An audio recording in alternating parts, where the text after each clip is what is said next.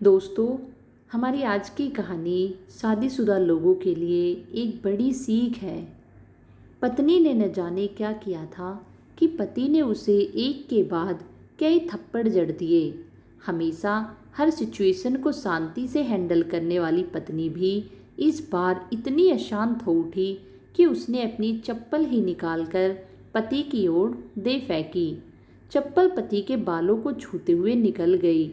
ये किस्सा यहीं पर ख़त्म हो सकता था, मगर पति ने इसे अपनी मर्दानगी का विषय बना लिया और बात बद से बदतर होती चली गई।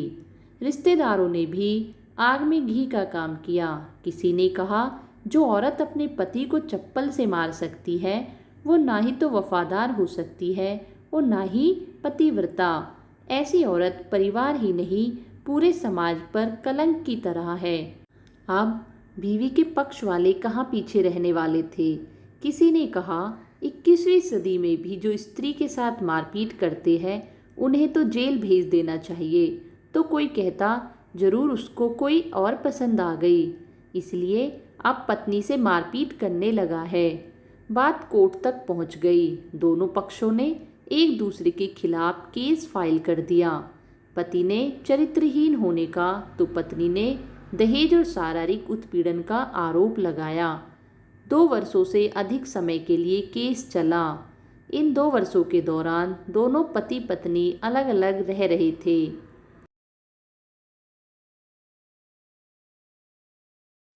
इन 2 वर्षों के दौरान दोनों पक्षों के समर्थकों की संख्या कम हो गई थी। पहले जहां दोनों पक्षों में समर्थकों का समूह होता था, अब गिने चुने लोग रह गए थे। पति और पत्नी दोनों की आर्थिक स्थिति भी समय के दौरान नीचे गिर चुकी थी, जिन्हें वो अपना शुभ चिंतक समझ रहे थे। पैसों की बात आते ही उन्होंने भी अपना पलड़ा झाड़ दिया। अगर कोई देने को राजी भी हुआ तो मोटे ब्याज की शर्त। उनके माता पिता और दोनों के वकील भी। लेकिन 5 साल की सुखद शादी और एक सुंदर बेटी होने के बाद मिले इस डाइवोर्स से पत्नी मूक थी और पति शांत। शायद ये एक इत्तेफाक ही था कि इस खुशी को मनाने के लिए दोनों पक्षों के लोग एक ही चाय की टपरी पर बैठे, आमने सामने। इत्तेफाक इसलिए क्योंकि ज़्यादातर लोग जो एक दूसरे के विरोध पक्ष को सपोर्ट कर रहे थे वे एक दूसरे को अच्छे से जानते भी नहीं थे। पति पत्नी भी इन सभी से दूर एक दूसरे के सामने मेज पर बैठे।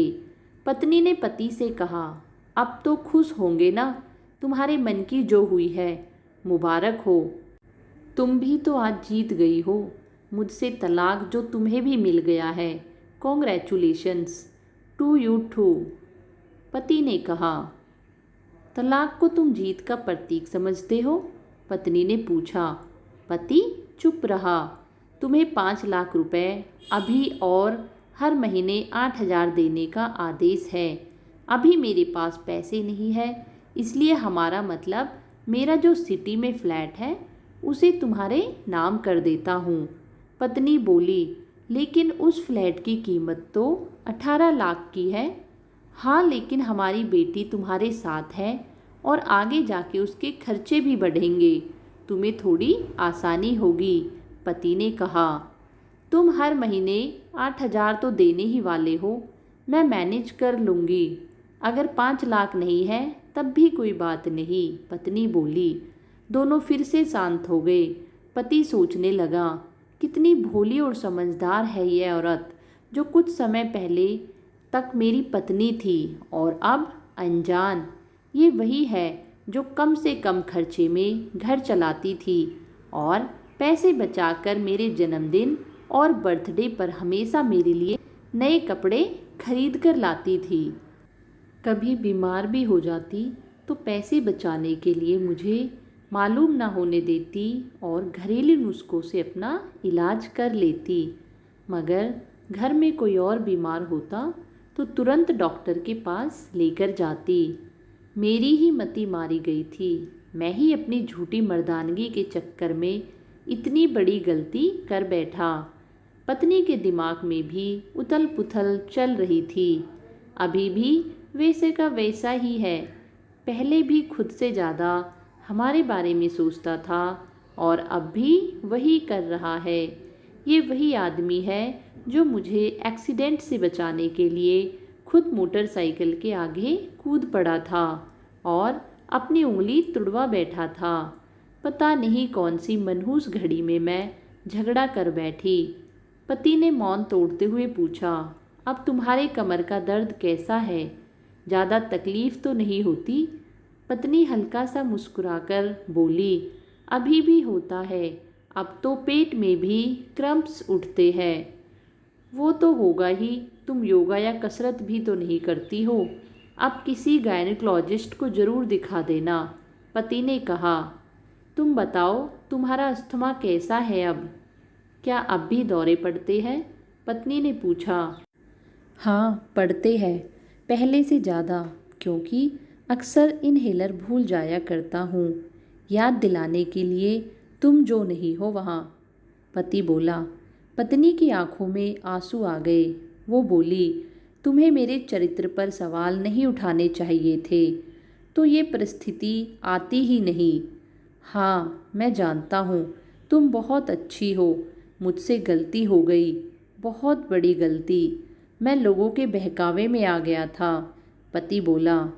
तुमने भी तो मुझ पर दहेज का इल्ज़ाम लगाया था, वो बोला। गलत था और इस बात का मुझे भी पछतावा हुआ, पत्नी ने कहा। पति कुछ कहना चाह रहा था लेकिन हिचकिचा रहा था। पत्नी ने पूछा, कुछ कहना चाहते हो? वो बोला, क्या सब पहले जैसा नहीं हो सकता? क्या मतलब?